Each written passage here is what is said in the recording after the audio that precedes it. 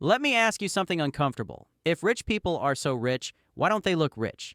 No Lambos in the driveway, no designer logos screaming for attention, no flexing on Instagram at 2:37 a.m. And if you're like most people trying to look rich, drowning in car payments, Klarna debt, and stress, this might be the most important video you watch all year. Because here's the truth that nobody tells you. The top 1% don't spend money like you think. And once you see how they actually spend, you'll never look at money the same again. Because the difference between rich and broke isn't income. It's what money gets spent on and what money gets protected from. Let's break it down. But first, here's your reality check. Most people imagine rich people spending like this: exotic cars, mansions they don't use, designer everything, bottles with sparklers. Wrong movie. That's not wealth. That's performance. The top 1% don't buy things to impress people. They buy things to control outcomes. And once you understand that shift, everything clicks. So, let's get into it. Fact number 1. The top 1% spend heavily on buying back their time. Honestly, let's slow this down for a second, because this is where most people mess it up. When rich people spend money, they're not buying convenience. They're buying mental bandwidth. Every small task you handle yourself isn't just costing time. It's stealing focus. And focus is where money actually gets made. Think about it like this. Your brain is a high-performance machine, but most people use it to fold laundry, argue with customer support, and run errands. That's like owning a Ferrari and using it to deliver pizza. The top 1% understand something brutal. Decision fatigue is a tax on future wealth, so they eliminate decisions aggressively. They don't ask, should I clean today? Should I grocery shop? Should I run this errand? Those questions never exist because the answer was already paid for. And here's the part that really stings. Most people say, I can't afford to outsource. But what they really mean is, I don't value my time enough yet. Rich people see time as a non-renewable asset. Once it's gone, it's gone. Money can be earned back. Energy can sometimes recover. Time never returns. That's why the wealthy don't brag about cars. They brag about calendars with space. And once time is protected, everything else accelerates. And once your time is no longer being drained every day, you finally notice the next silent killer of wealth: stress. And rich people don't tolerate it. Fact number 2. The top 1% spend money to reduce stress, not to feel happy. Seriously, here's where most people get tricked, and I gotta warn you, it's subtle, but it's deadly important. Basically, they think money is supposed to make them happy. So they spend chasing little hits of excitement. New phone, new car, new trip. The top 1% don't play that game. They understand something most people never learn. Stress is the most expensive line item in your life, and it never shows up on a bank statement. Stress causes impulse spending, short-term thinking, bad investing decisions, emotional money moves. So instead of chasing happiness, they eliminate friction, they buy certainty, they over-prepare, they over-buffer, they over-insure. Not because they're scared, but because calm creates clarity, and clarity creates money. A stressed brain is reactive. A calm brain is strategic. That's why wealthy people keep large emergency cushions, pay for reliability over cheap, build redundancy into everything. They don't want to feel rich for a weekend. They want to sleep well every night. Most people rent peace temporarily. The wealthy buy it permanently. And once stress is no longer hijacking your decisions, you finally have the mental space to do the thing that actually multiplies wealth: building skills that pay forever. Fact number 3. They buy skills that print money, not things that depreciate. Now, I need everyone watching to understand this clearly, because here's the brutal truth nobody likes to hear. If you stop working tomorrow, how much money do your skills make without you? For most people, 0. The top 1% obsess over that question. And don't worry, it's all going to make sense by the time you watch this entire video as I break it down. Basically, they don't see money as something you earn. They see money as something that responds to leverage. So they spend on skills that increase earning ceilings, multiply effort, reduce expensive mistakes, create optionality, not random self-help fluff, not motivational junk. Practical skills, skills that move numbers, negotiation, understanding incentives, systems thinking, capital allocation, reading financial statements, spotting second-order effects. Because here's the real cheat code. A high-income skill pays you forever, even when you're not using it. Once you learn how to think clearly about money, every decision improves. You buy smarter, you invest cleaner, you avoid traps other people fall into. And that's why rich people don't mind spending thousands to sharpen a skill. Because one good decision can return that cost 100 times over. Things depreciate, skills compound, and compounding always wins. Now, if you're someone still working on your path to financial freedom, be sure to subscribe to the channel. We've created step-by-step videos to help guide you on your path to mastering the money game. Turn on notifications to stay updated on all upcoming videos. But anyways, now even the best skills fail. If the environment around you is working against you, that's when the wealthy do something most people never even think about. They redesign their environment. Fact number 4, the top 1% spend money to design their environment. Now, this is where the wealthy quietly laugh at motivation culture. They know discipline is fragile, willpower is unreliable, and motivation expires fast. So they don't depend on any of it. They spend money to remove temptation before it shows up. Because here's the brutal truth. If your environment is broken, your discipline never stood a chance. Think about how most people live. Easy access to bad spending, constant distractions, social circles that normalize struggle, systems designed to drain attention.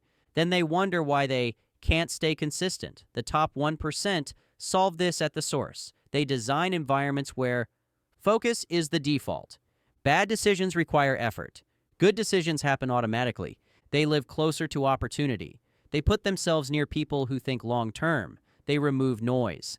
They reduce friction, not because they're better people, but because they understand systems. A system beats willpower every time. This is why rich people change locations instead of habits, curate inputs instead of forcing outputs, upgrade surroundings instead of trying harder. Your environment is either compounding your future or quietly sabotaging it, and the wealthy refuse to leave that to chance. And once your environment stops draining you, you realize something uncomfortable. You no longer need to prove anything, which is exactly why the top 1% stops spending on status altogether. Fact number 5. The top 1% spend very little on status signals. Look, I'm just going to be honest because this one hurts egos.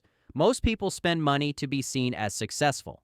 The top 1% spend money to never need to explain themselves. That's the difference. Status spending is loud, it's emotional, it's insecure, and it's incredibly expensive because let's be real, logos fade, trends expire, applause is short-lived. The wealthy understand something uncomfortable. If you need strangers to recognize your success, you're probably still chasing it. That's why you rarely see real wealth screaming from the outside. They don't care about keeping up, being admired, winning social comparison, because status doesn't create leverage. Position does. Position means owning instead of renting, controlling assets instead of appearances, making decisions from strength, not pressure. They'd rather be underestimated than admired, because admiration doesn't pay dividends. Ownership does. And here's the kicker. The moment you stop trying to look rich, you finally start acting rich. Money stops leaking into ego and starts flowing into systems. So if they're not burning money on flexing, where does it actually go? This is where spending gets boring and wealth gets serious. Cash flowing assets. Fact number 6, they spend on cash flow, not compliments. Okay, now this is the moment most people finally realize. Rich people aren't allergic to spending. They're allergic to spending that doesn't come back. The top 1% don't ask, is this fun? They ask, does this pay me back? Because cash flow isn't just income, it's freedom on a schedule. When money shows up, whether you're awake or not, your life changes. Decisions get calmer, risk gets smarter, patience increases. That's why wealthy people spend aggressively on income-producing assets, businesses with leverage, systems that repeat without supervision. And notice something important. They don't chase home runs. They build base hits that stack. Predictable beats flashy, boring beats emotional, repeatable beats impressive. A rental that pays every month beats a car that depreciates every year. A boring business beats a viral one that burns out. And here's the part most people miss. Cash flow buys optionality. It lets you wait. It lets you say no. It lets you move when others are desperate. That's why the wealthy aren't stressed during downturns. They're funded. But here's the catch. Cash flow attracts attention, and attention attracts risk, which is why the top 1% spend just as aggressively on something else. Protection. Fact number 7. The top 1% spend a lot on protection, and you never see it.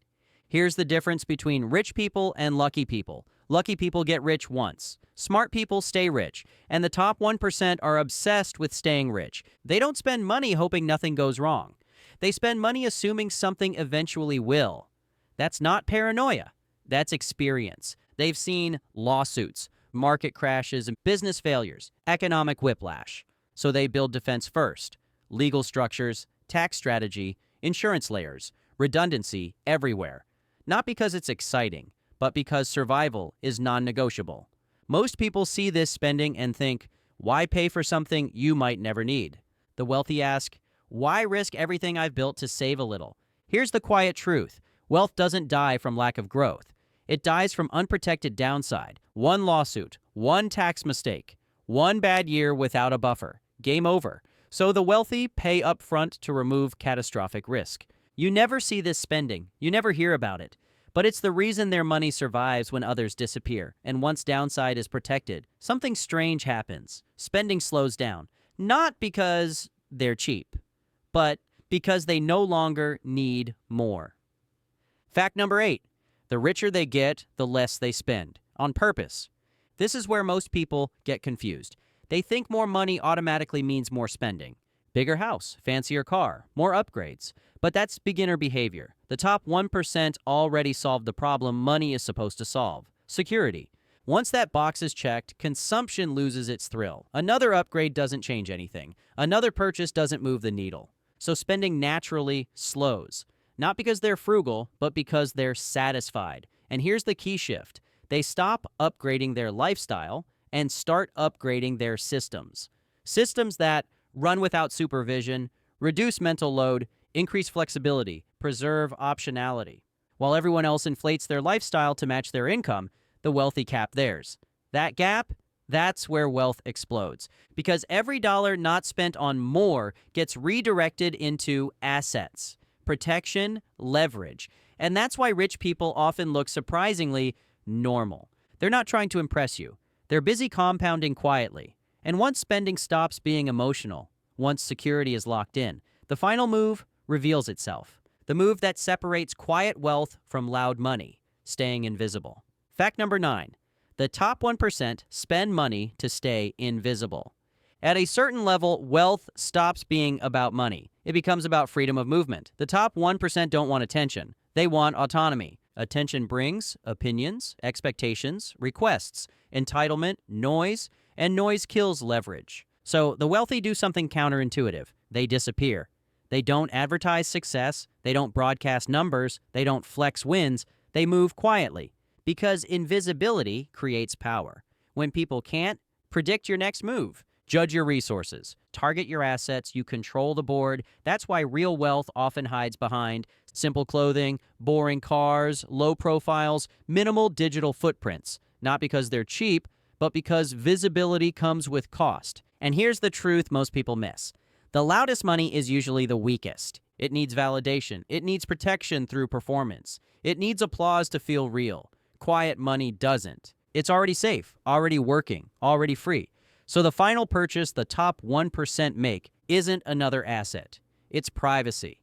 And once you understand that, you stop trying to look rich and start positioning yourself to stay rich. Now, I know what you're thinking right now, and it comes down to one question. What is the number one thing I should be focusing on when it comes to money? And quite frankly, if I had to boil it down to one single thing, the real answer, not the Instagram version, it's this. The top 1% spend their money on control. Not stuff, not status, not luxury, control. Everything else is a side effect. Here's why control beats everything else. Money is only powerful when it gives you control over your time, what you do when you do it, your stress, how much uncertainty you tolerate, your environment, who and what influences you, your decisions, no desperation, no pressure, your downside risk, one bad event doesn't wipe you out. The top 1% don't wake up thinking, what should I buy today? They think, what can I remove from my life that limits my options? That's control. Here's what control spending looks like in real life. It doesn't look flashy. That's why most people miss it. It looks like paying to eliminate recurring problems permanently, buying time back instead of grinding harder, overpaying for reliability and predictability, building buffers so they're never forced into bad decisions, structuring finances so money works without attention. They'd rather spend $5,000 once to fix a problem forever than spend $50 every month dealing with it emotionally, because emotional costs compound just like money does. Most people spend money to feel successful. The top 1% spend money to never feel trapped. That's the difference. Freedom beats dopamine. Optionality beats applause. Control beats comfort. And once you start viewing money as a tool for control instead of consumption, you stop leaking wealth and start building it quietly. Bottom line, it goes exactly like this.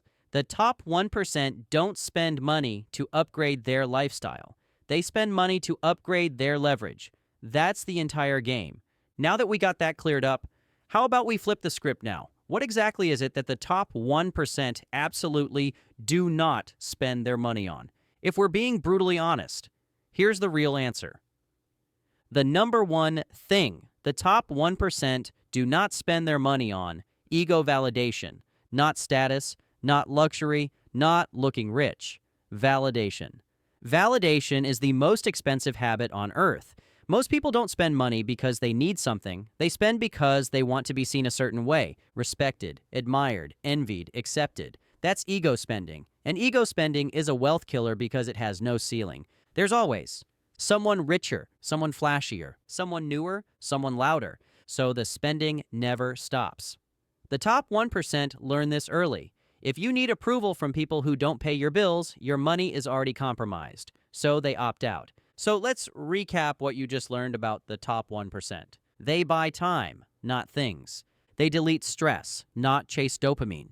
They invest in skills, not status. They design environments, not rely on discipline. They protect downside before chasing upside. They prioritize cash flow over applause. They spend less as wealth grows. They stay invisible on purpose.